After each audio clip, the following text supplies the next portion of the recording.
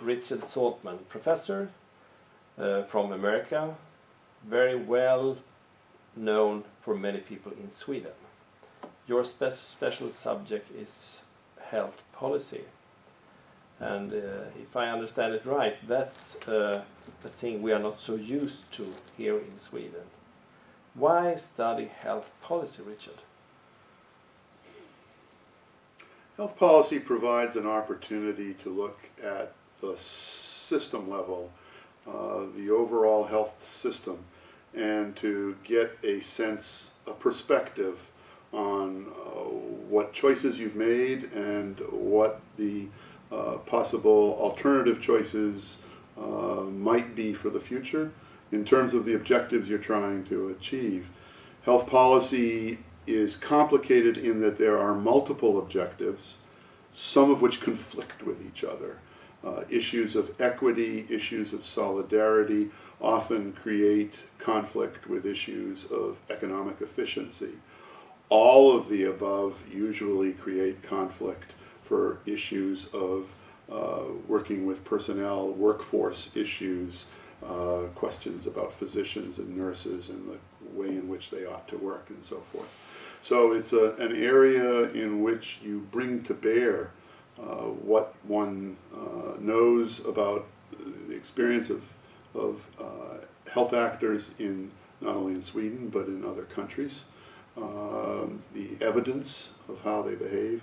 You try to bring to bear also an understanding of how the clinical medical process works, so that you are able to help that process achieve its clinical objectives. And you do it in a way which is acceptable to the broad population. Indeed, ideally you do it in a way in which the broad population is enthusiastic about supporting your direction, which raises questions about public opinion. So health policy becomes a broad framework for dealing with health gain, and with health care, and increasingly with the elderly, with issues of caring and health maintenance. You have been in Sweden for 30 years at least. What have you seen? I mean, we are not used to think in these ways that you're telling me. What is your feeling when you look at Sweden, and what are our conflicts? Well, that's a hard question. As an outsider, I only have glimpses into the complexity of real life in the Swedish health system.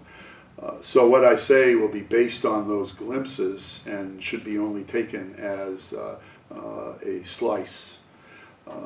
But my sense is that since the early 1980s, on the one hand, the Swedish system has become far more focused on using its resources in a targeted way, that the public sector has become considerably more conscious of the concerns of the citizenry and of patients in particular.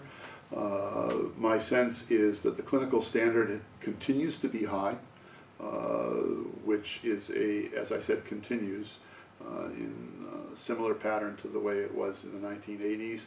And Sweden remains a leader in certain sophisticated clinical procedures and in the research around those procedures.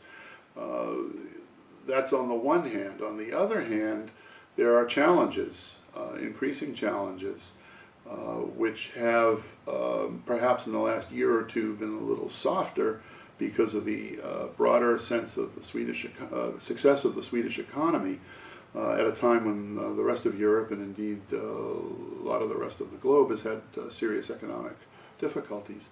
But the challenge here, the dilemma, what one sees on the other hand, is the need to respond in a more innovative way, to respond in a more complex, diverse way to the demands for care and the way they're expressed all across the health spectrum and from the citizenry. And in that area, Sweden has seen considerable change. Someone in 1983 would have difficulty anticipating that in 2011 there would be vårdval, that it would be the policy of the sitting national government, that there would be a broad range of different types of primary care providers in many different counties, not just in one or two, and that there would be a process of structural transformation taking place in primary care, aimed at increasing the ability to deal with the complex mix of objectives that healthcare and health policy have to deal with. So there are similarities and there are differences, but that sounds like an academic answer. It is. And now you're here at the Vårdal Foundation, a small foundation in Sweden. Compared to your country, it's nearly nothing. And even then, you have decided to engage in a project here. Why? Well, I was going to jump in and interrupt when you said such a small foundation, almost nothing. We live in a world where often it's the small businesses, the small actors who recognize where the big questions are. The big actors often are a bit sclerotic and have difficulties changing direction. So I think Vårdal is perfectly placed, actually, to raise the kinds of questions about the future direction of the Swedish system. And for me as an academic, for me as a student of health systems, for me as a student of the Swedish health system, it's an ideal opportunity to continue to learn and to perhaps, where useful, make some observations that others might also find helpful. I think also the source of funding for Vårdal is crucial in its position. The fact that they were public funds that have now been moved into a not-for-profit foundation, so that you have multiple responsibilities in terms of the objectives that you want to achieve, in terms of improving healthcare across the board. You are both part of but separate from the public sector, and part of but separate from the private sector. From my perspective, that's an ideal position. It's the catbird seat, to be able to observe what is taking place and to perhaps help influence the process of thinking about what might come in the future. Good. We will hear more from you, I'm sure about that. Thank you.